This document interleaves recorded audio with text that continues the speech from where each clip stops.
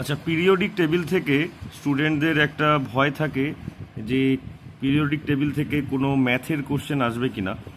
দেখো, পিরিয়ডিক টেবিলে ম্যাথের কোশ্চেন তেমন কিছুই নেই। আয়োনাইজেশন এনার্জি ক্যালকুলেট করতে দিতে পারে এবং খুবই ইজি কোশ্চেন থাকে। সেক্ষেত্রে তোমাদের ভয় পাওয়ার কোনো সম্ভাবনাই নেই, মানে দরকারই নেই।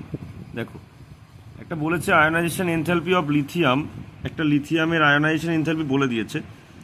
লিথিয়ামের বলেছে, লিথিয়াম কোনো কিছু বলে দেয়নি কত মোল টোল, আমরা 1 মোল ধরে নেব, এটা পার মোলেই দেওয়া আছে। লিথিয়ামের আয়োনাইজেশন এনথালপি মানে আইই বলে দিয়েছে এটা। So the amount of energy required to convert 140 milligram lithium to lithium plus. ঠিক আছে, তো লিথিয়াম একটা ইলেকট্রনকে রিলিজ করে এলআই প্লাস হয়েছে, আর এই ইলেকট্রনটাকে রিলিজ করার জন্য কত এনার্জি রিকোয়ার্ড হয়েছে? 520 কিলো জুল পার মোল।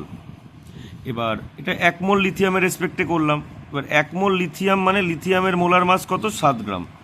7 গ্রামকে আমি 7000 মিলিগ্রামে কনভার্ট করলাম, কারণ এখানে মিলিগ্রামে দেওয়া আছে।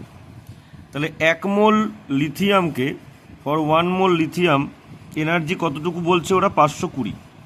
এবার 1 মোল মানেই কত? 7 গ্রাম। 7 গ্রাম মানেই কত? 7000 মিলিগ্রাম। তো 7000 মিলিগ্রাম লিথিয়ামকে এলআই প্লাসে কনভার্ট করার জন্য কত লাগে? 520, যেটা গিভেন দেওয়া আছে 520।